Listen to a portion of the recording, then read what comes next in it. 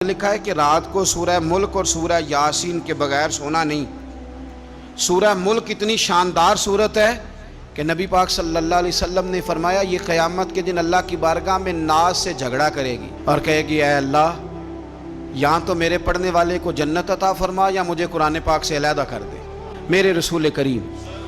علیہ السلام نے مومن کی قبر کا حال بھی بتایا۔ سنن ترمذی میں صحیح ابن حبان میں حضرت ابو ہریرہ رضی اللہ تعالیٰ عنہ بیان کرتے ہیں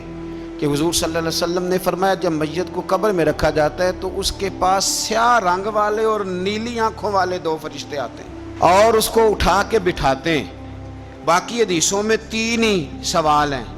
لیکن اس حدیث میں حضور نے فرمایا انہوں نے بس میرے بارے میں ہی پوچھنا ہے، اٹھا کے بس میرے بارے میں